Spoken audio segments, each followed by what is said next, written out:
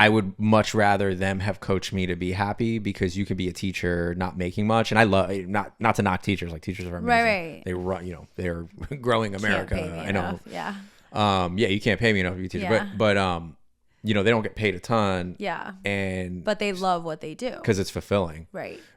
Casa Siciliano back at it. Okay. We're getting deep. We're going to lose track. Yeah, we're getting deep right now. So that's a shot. It's actually, that's very fitting. So there was just a Lego thing on the table, and this is an episode about parenting. Oh, okay. All right, cool. Parenting episode. Yeah. We are, full disclaimer, by no means experts on this. However, I have some really cool statistics, and I think it'll be a nice dialogue. Last episode, we said we were going to try to limit it to not be an hour. Yeah.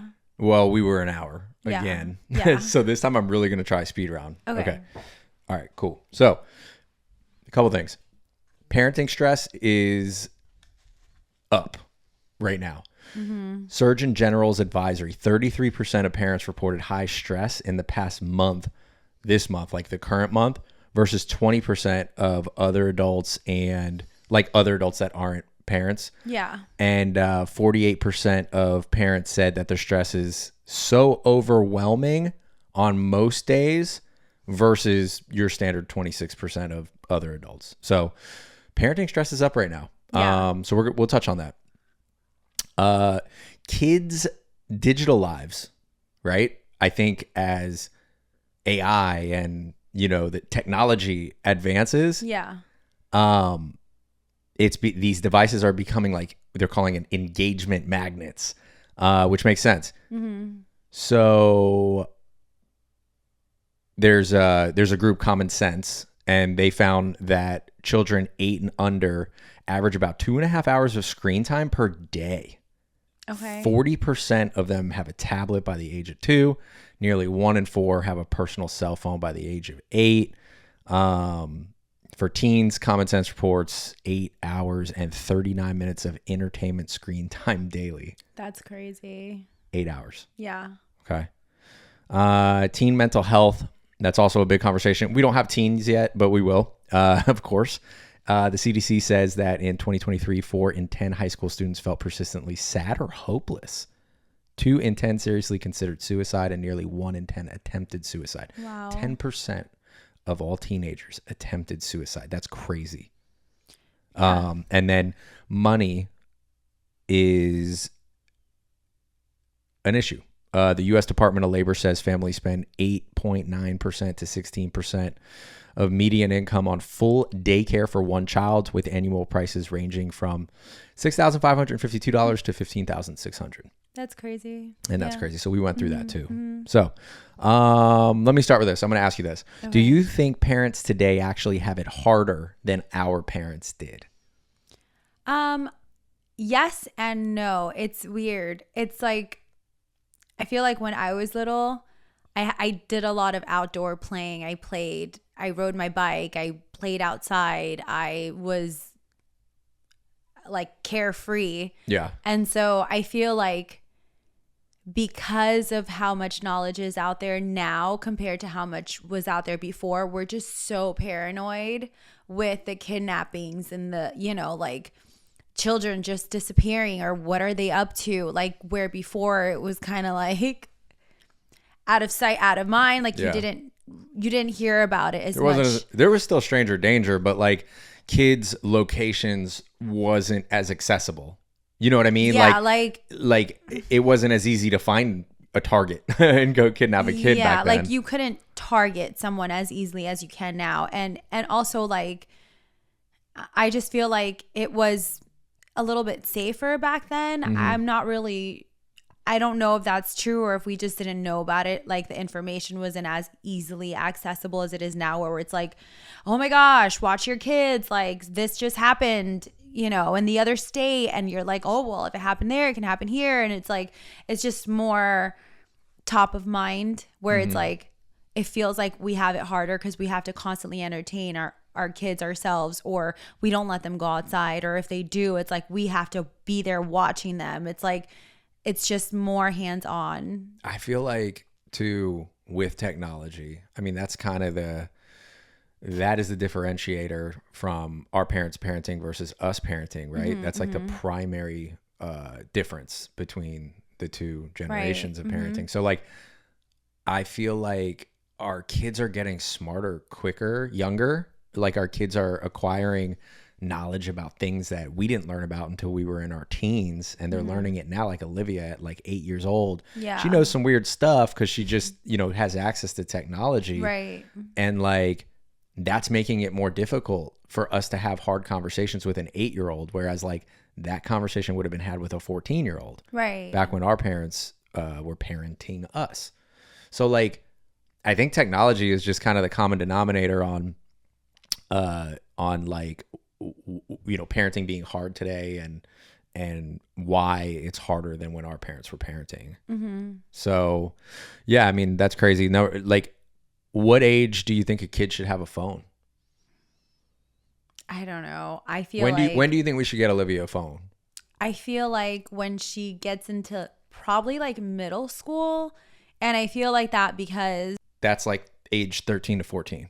Yeah, I feel like the second she starts to have more freedom is when we would have to get her a cell phone just so we can know her location and she can let us know where she's at, if she's safe. Like, so I feel like around that age, she'll have more like extracurricular activities, and we'll have to like loosen our leash a little bit with her. And I feel like I'm going to want to track her more and be like, hey, are you okay? Or like, you know, just check on her more. Now, what if,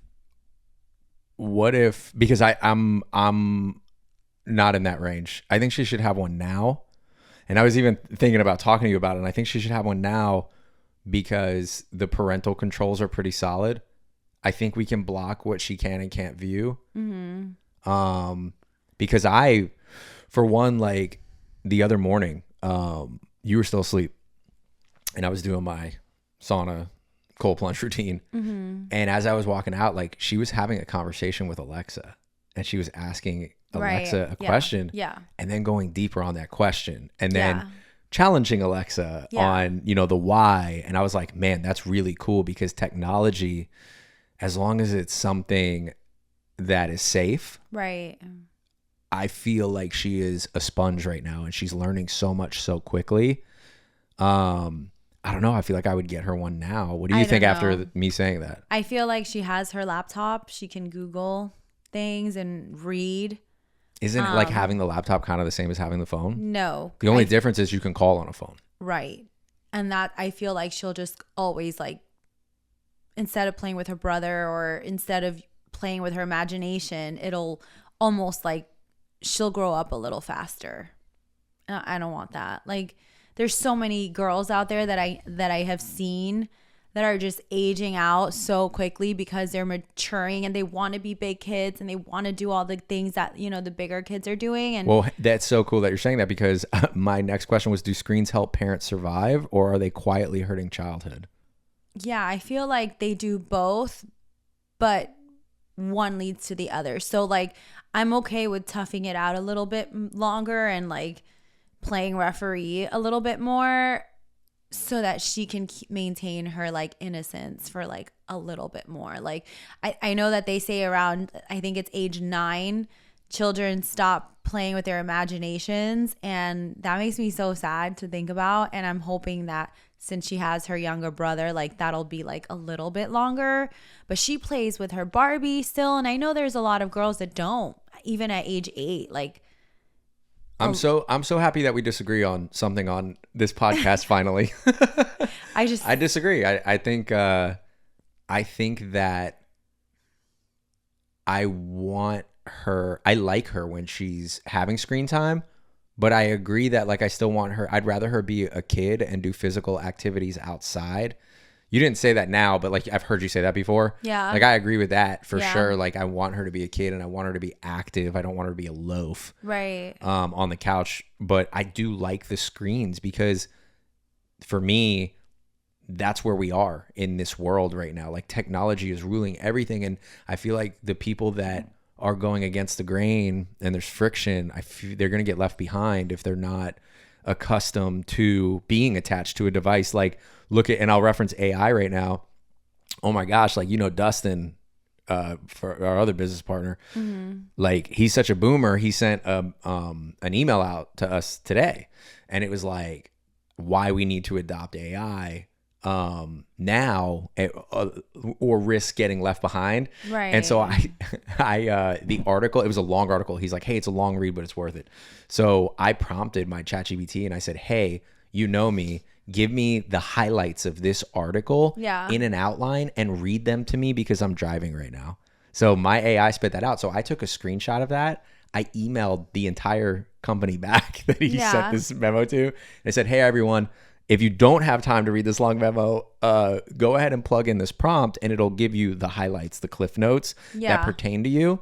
And I wrote that back to everyone. So anyway, he's a boomer. Like he thinks him sending that out is helping the company get ahead. Yeah. The company's already ahead. We're young. Most of us are younger guys, younger girls. Yeah. So like we already know, we're already prompting, brother. Like, and I feel like if you're not, you're going to get left behind. So anyway, not to be so long-winded on that, but like, I don't know. Long-winded. I just wanted to compare like AI to phone to screen time. Like I like the screen time. I don't think it's the same. Okay. She's not going to be using a cell phone the same way you use ChatGPT or like AI or like. Well, screen time could be video games. It could be the iPad. It right. could be, but she already has an iPad and she has a laptop. Yeah. Like I feel like the only thing that she will technically be using that phone for is to be talking to her friends on the phone. And I just feel like. Well, they don't have a phone yet. She has her iPad that has Messenger on it. Yeah.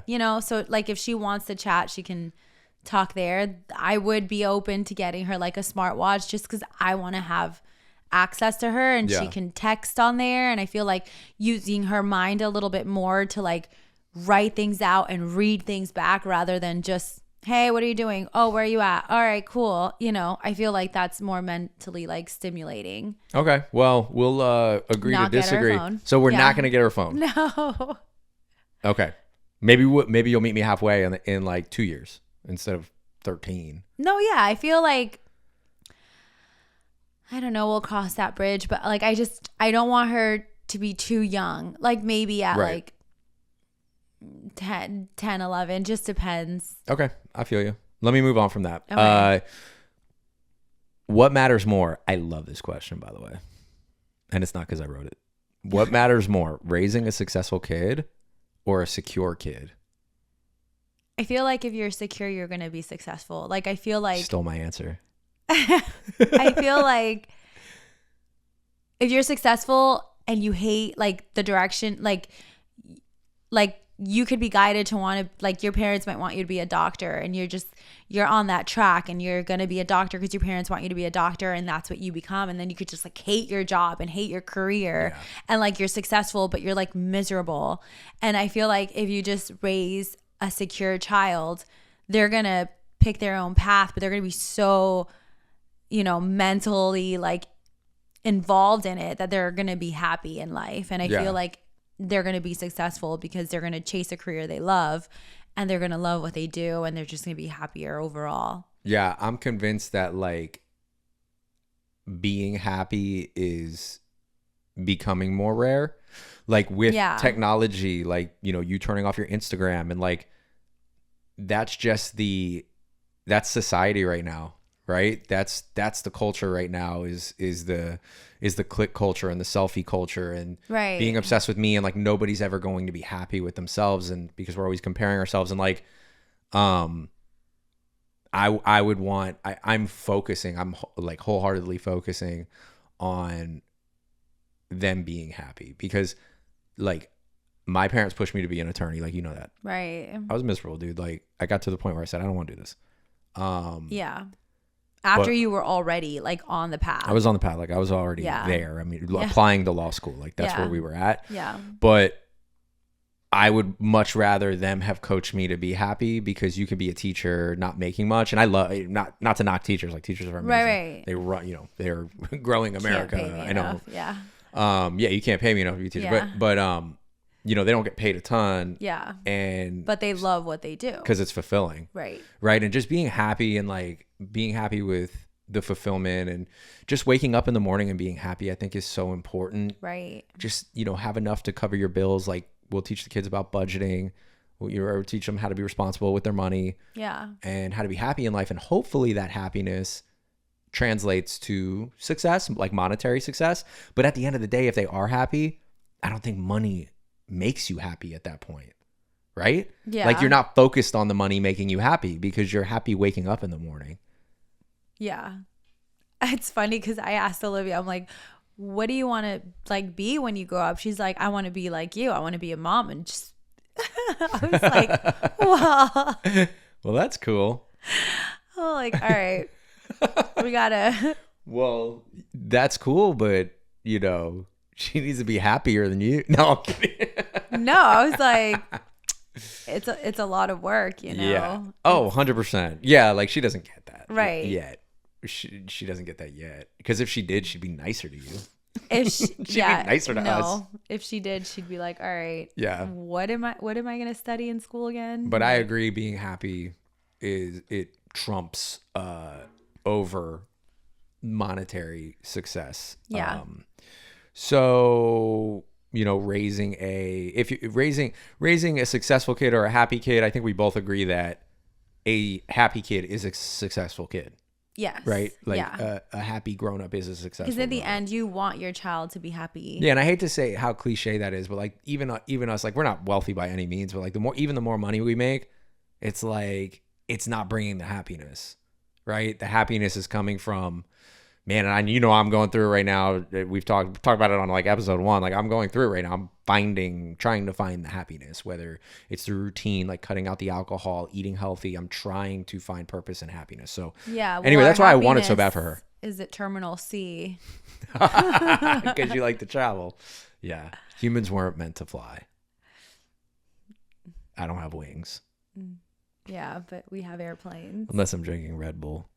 But all right. So are parents too confused? I'm sorry. Are parents too focused on making kids happy? Which is crazy. Are parents too focused on making kids happy instead of capable? And I can give you an example. Okay. Like, you're really bad at tough love. Me. Yes, because what I mean is, well, I'm not saying you don't yell at the kids. Like, that's not tough love. Yeah. Tough love is more like Easton really wants a soda. And I'm like, you lost me at Easton really wants. Easton, like, yep, you were like, yep, he can have it. He's having it. Yeah, he's already having whatever you're in going my to say. mind, he's already done. He's throwing it in the trash. Yeah, he already has it. Exactly. So like, he said the other day, like he had a Coke Zero. We only drink Coke Zero. We don't drink like caffeine, like heavy Coke, but it does still have caffeine, right? Yeah. So his heart was racing, and he told us, he's like, my heart is racing. Yeah. So for me, that was it for me. I was like, he ain't getting no more Coke Zero. Right. I was like, I'm not another drop. But then we sat down at the dinner table, because we do still have dinner at our dinner table. Yeah. Unlike a lot of people, and I saw you give him Dr. Pepper. It was a treat though. Like, and I was like, not only is it not Coke Zero, which is semi-healthy, like you. It was still diet soda. Yeah, but you got him Dr. Pepper, and like that's what I mean. Are you focused on making him happy instead of making him capable of being like healthy in life, like him being conscious of being healthy, or like, he does. How about this? He doesn't want to play baseball right now. Like he wants to play baseball, but he's goofing off in the field. Right. Right. Like, I guess I'm kind of the opposite. I'm letting him goof off. Right. Right. I'm not giving him the tough love, because I'm like, so I don't want to take that away. You're choosing when you want to. Yeah. I'm letting him be. And I mean, I guess I do too, because on the field, I'm like. You're the opposite. You're like, hey, pay attention. Right. I'm like, jerk. You pay attention right now. Yeah. Like, pay attention, because like we're here to play baseball. Eating your sunflower seeds, not even like a care in the world. Because I'm watching him though. Like I'm attentive, but I don't mind him making snow angels in the sand, because I know he's a good baseball player. Like, I know he knows how to swing the bat well. Like, he's better than most. It doesn't matter if he knows how to do it, but he's not applying it. That's like, oh, I know how to clean the house. My house is a pigsty, though, but I know how to clean it. Nobody's going to believe me. I'm trying to think of a good example, like a better I example. just told you one. No, it's a good... Or like, I know how to ice skate really well, but when you see me, like, I'm just literally going in circles. Like, it doesn't matter. Or how about when the kids ask for candy? Like, I'm big on, like, no. I give a firm no. When I say no to candy, it's no. Yeah. But you're like, okay, yeah, you could have one piece. Yeah. Right? You're giving a little too much. Like, with me, I'm like... It's like, brother, you already had candy, like, this afternoon. Yes, but, like, to me, like, it's finding the joy in the little things in life, because that's how, like... I like to live my life. So I'm like, what's it really going to hurt? Like, they're very, very active kids. Yeah. They don't just sit on the couch, even when I'm like, please just sit on the couch and watch a movie or watch TV or get on your iPad. They're very, very, very highly active kids. They like to do things. They're always playing outside. They're always running around the house. They very rarely sit down. Well, aren't and you just the watch. perfect parent? Well, it's not even me. I'm like, please sit down, take a minute. But I mean, and it's I guess this is a hard question for us because maybe not Easton. Like, Easton's so young right now. He's just a wild wildebeest. He's a boy. Oh my gosh, he's a Tasmanian devil. Like, not a devil, but a Tasmanian devil. And like Olivia, on the other hand, straight A student, 3 semesters in a row, straight A's in 3rd grade. And I'm like, she's happy and capable. Like, we don't have to do much with her. Mm-hmm. So anyway, how about when Olivia's throwing a tantrum? Perfect example. You guys go back and forth a lot. Yeah, we fight like sisters. You fight like sisters. Yeah. Right? And I'm like, I don't put up with it. If she's going to talk back to me, boom, I put my foot down and that's it. I say my last piece. Yeah. You don't talk to your father that way, and I'm quiet. Yeah. Like, that's it. Because then I stay firm on that because I know I'm teaching her something. With me, it's like, I want her to understand where I'm coming from. So I will literally go back and forth with her until I'm like, yeah, but I feel like she doesn't understand. Right. But it's like, I'm sure there's a lot of parents like that out there where it's like, I'm not even saying it to like have the last word or, to just one up her. I'm literally like, she's like, oh, well, Easton had a play date earlier. And I'm like, well, you're at school all day and you have friends and, and you're in run club and you do all these extra things that you have extra time with your friends. And she's like, well, it's not the same. And I'm like, well, it kind of is. And then we'll just go back and forth. Like, yeah, I mean, like, and a good example of a struggle, with Easton, with our 5-year-old, is school drop off that day, right? Again, me being absolute, I gave him multiple chances to get out of the truck and drop him off. And, I'm sure other parents deal with this with their 5-year-old going into VPK where he doesn't want to go in. Yeah. And I'm begging him.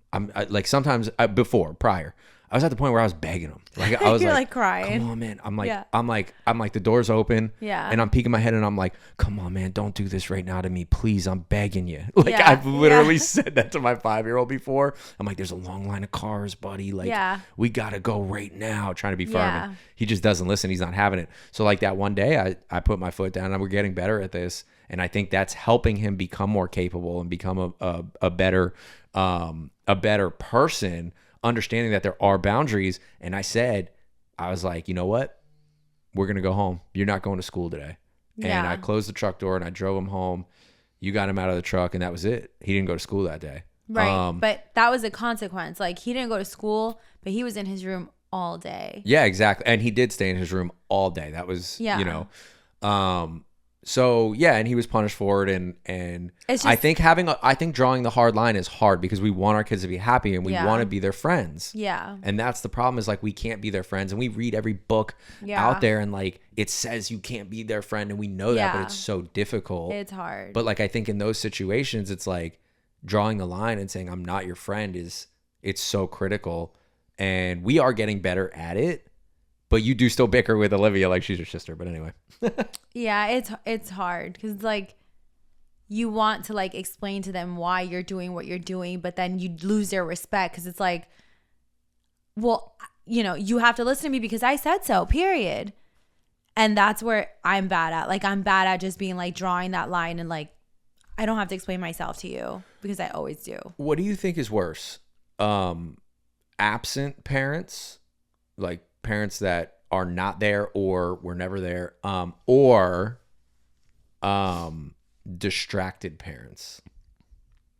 I think that's kind of the same to me. I feel like if you're just always an absent parent, then your child, well, I think distracted parents are worse. I think that absent parents, like your child knows that you're not there for a reason. It's usually like work related or, Yeah, I'm with you. That's the one thing I can think of. But I think it's very important to focus on your child when they're trying to tell you a story or when they're drew something for you and they're like, trying to catch your attention. Then you be like, oh, that's cool. Yeah. Uh-huh. Yeah. Just put it right there. And you're like on your phone, like, oh yeah, put it right there. Thank you so much. Cause you don't know that they're paying attention, but they literally watch everything you do and they remember and they file it away. And like 100%. And I think that is affecting their personality, right? Yes. It's affecting their security. Like, right. It's making them insecure. Right. I think it affects a lot when we're not when we're present, but we're not paying attention.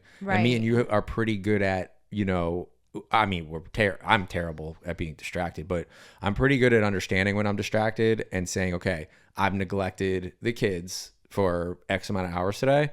Hey, let me put my phone to the side and go show me that dance you just choreographed on your own to whatever Christian song you picked. Like, I'm in, I'll watch it. And I get bought in. Like, we're pretty good at that. But like, I think not having a father figure, not having somebody to look up to, you don't really miss what's not there, I guess. And that's why being distracted is worse. Again, to solidify that. I know it didn't sound like I was going that direction, but, you can't miss what's not there. So, yeah, I mean, it stinks not having a mom or having a dad, but that's consolidated to that one thing. It's like, I don't have a dad. It's one thing. Right. Whereas my dad's there, but he just never pays attention to me. Why doesn't he pay attention? Why doesn't he like me?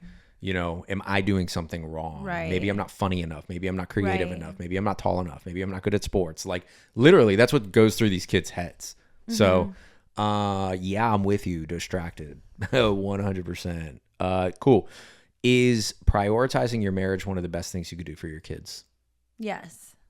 We're terrible at it. You are terrible at it. I think like showing affection in front of the kids is important. Yeah. I think we're just not good at it collectively. You think it's just me? No, I think you're not good at the prioritizing part. We both probably could be better at the showing affection part, but it makes it hard.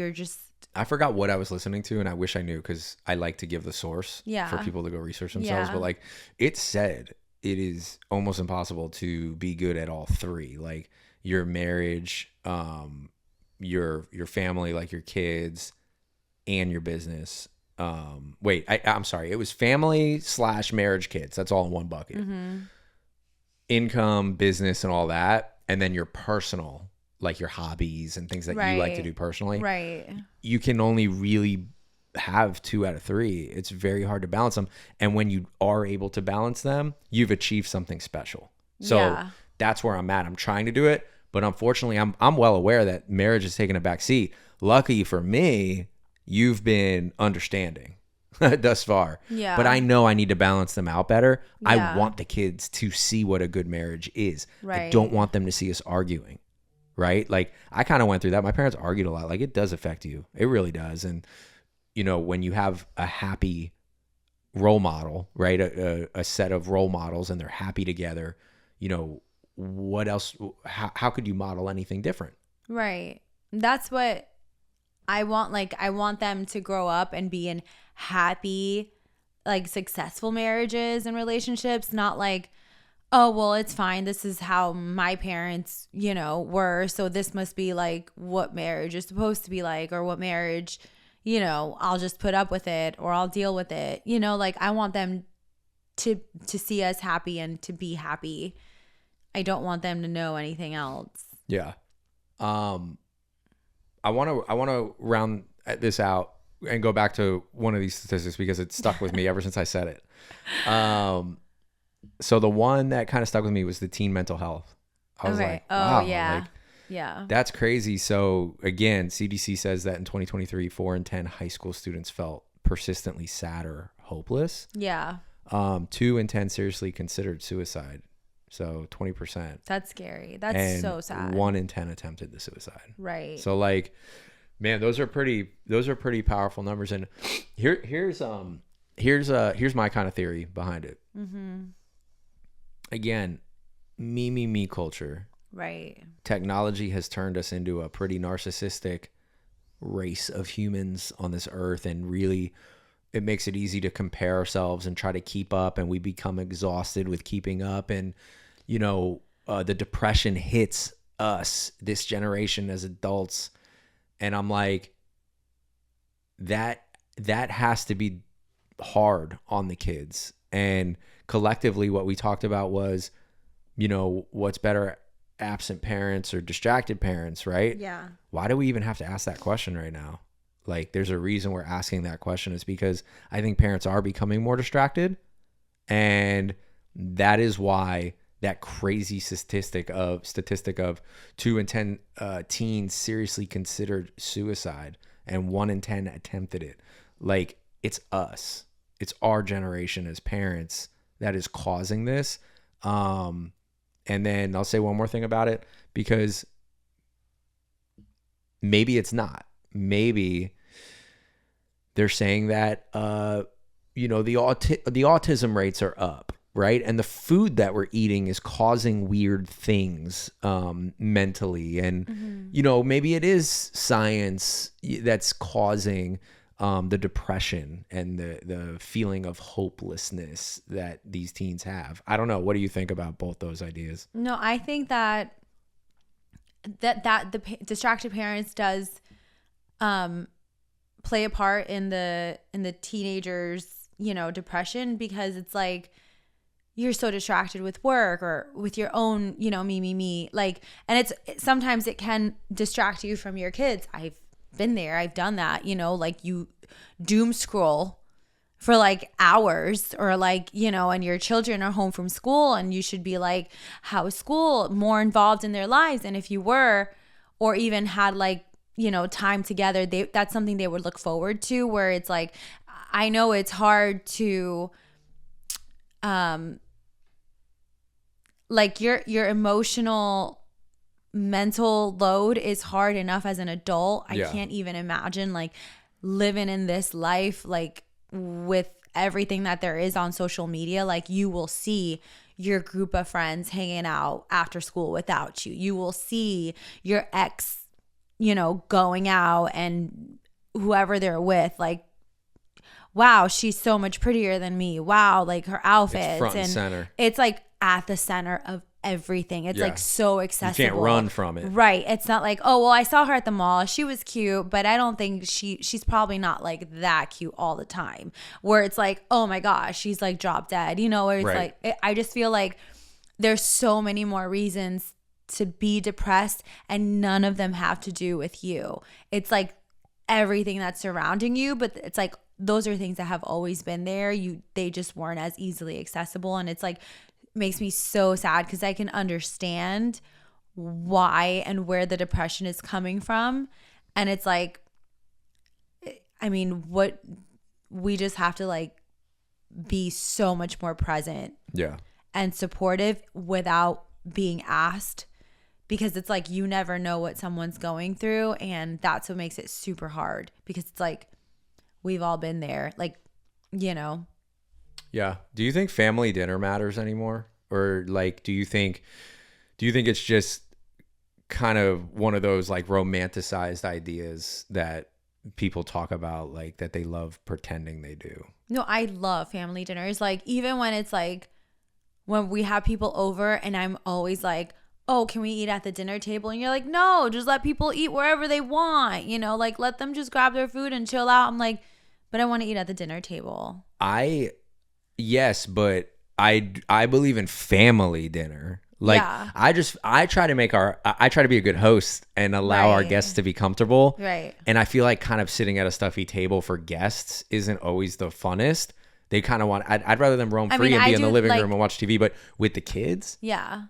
bro, I'm all for family dinner. I love it. That's something we do like almost every night. Yeah. Like we basically eat at the dinner table every night. And it's like, I love it. Like the kids know that's where we're eating dinner, unless it's like our dinner's not ready or we're ordering takeout and we made them food and we're like, oh no, you guys could eat, watch a movie and eat over there until like our food gets here. It's like, it's different. Yeah, no, I agree. Do you think that parents now are putting too much pressure on kids, like as a whole? Do you feel like parents are putting too much pressure on kids or not enough pressure on kids, like in regard to being successful, in regard to living up to expectations as a whole? Like, I do feel like there's a lot of pressure on kids. I mean, I've seen it. I'm trying to like think because like I'm like almost torn on this topic. Like I feel like too much pressure, it's good because it'll keep them busy, but then it's like the pressure can really get to someone and like make them not want to do anything at all eventually. Yeah, so like I there just has feel to like be a there has to be a balance. balance. Yeah, there has to be a balance because obviously, like what we talked about earlier in the episode, too much pressure is unhealthy. Right. And we see it with like Olivia. She loves golf, loves golf. But then there's some days where she's like, Dad, I just don't want to like, I'm not feeling it today. And I put the right amount of pressure where I say, cool, we'll hit Let's half a bucket of balls. Right. And she toughed it out. Yeah. That literally just happened. Like she toughed it out. You're like, let's go. And Yeah. if you want to leave, we'll leave. But let's at least like get started. Like, let's at least show up. And if you don't feel like it, then it's real. It's not just the motivation part that you're lacking. Yeah. Yeah. And I mean, all right, cool. Last thing, like, do you feel like, and this isn't even in my notes, but I'm just going to bring it up. Do you feel like financial stress affects the direction that, for our children's emotional well-being? Like, do you feel like financial stress between a couple in a marriage can affect the kid's emotional outcome as an adult? I do. I feel like any kind of stress is going to affect the kids, but I feel like when they see that it's like finance that's like driving everything. Yeah. Olivia is very in tune with everything, and she likes to save all her money. Yeah. And she's very, I don't really need this that much, so I'm going to save it. And so when she sees us like even like, I don't know if I want to order that table, or maybe we just cook at home. Like we'll be out and she'll be like, I really want this. And I'm like, oh, you want it? And she's like, yeah, but I don't want it that much. You save your money. And I'm like, no, if you want it, I'll buy it for you. Like, don't even like worry about my money. Yeah, you're like, the yes mom. Yeah, I'm like, don't even worry about it. She's like, no, I don't want it that bad. You save your money. And that's where I'm like, I'm going to spend my money right now because you told me to say, maybe like, she's just reverse psychology. She knows what she's doing but now. It's like, it's almost like she's so like in tune with it. So I know that like finance, like if we speak about it in front of her, it like clicks with her. I think early on we overdid it with being stressed about our financials, and we talked about it a lot. Well, and we're very we didn't eat out. Expensive. We're very frugal. Watch how you play with that. We're very frugal. Yeah. Right. Yeah, and things were expensive, so like we were very, but I feel like lately we've transitioned from, hey, that's really expensive. Why would you do that? That's super expensive and you're ruining it, to, hey, that's really special to Dad. Right. Like, hey, that's really special to Mom. Right. Like, so that we're not putting a dollar sign on it. I feel like we did just enough. We did just enough where they understand money is a thing and things cost money. Like they understand money is scarce. Money is finite, right? It's there's a limited quantity of it. Right. We did a good job of that, like with our kids. But without overdoing it, and we would have overdone it had we kept saying, hey, that's really expensive. You know, like, why would you touch that? We did that as a form to get them to respect an item. Right. It wasn't like we were trying to put a dollar sign on it, and it didn't click for us until we're like, I don't like how that sounds. Like, we sound like we care more about just the money, the dollar worth, than them having fun with something. And it's like, all right, well, we have to attach our emotional value because that's how they see their things. Exactly. Olivia's like, oh my God, that's my stuffed animal that I've had since I was a baby. It's very meaningful. It could be like $2. So we're like, all right, well, emotional, attachment is worth more than a dollar amount.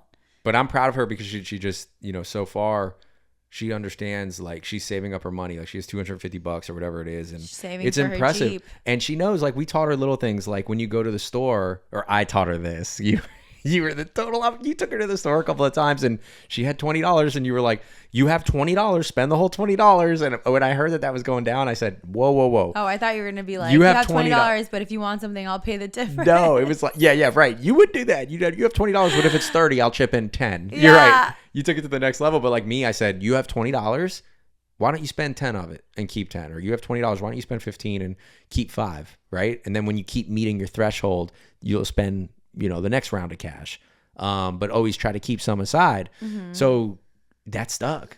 That was sticky. It's kind of sad because like Olivia's more like you. Easton is 1000% me. He's 100%. Like, I got $1. Yeah. Who's taking me to the dollar store? It's like. And he did. But what's cool about him though. Yeah. Is he's asking us to do kind of odd jobs, right? Like, he's definitely working for his Dad, money. Can I clean up the dog?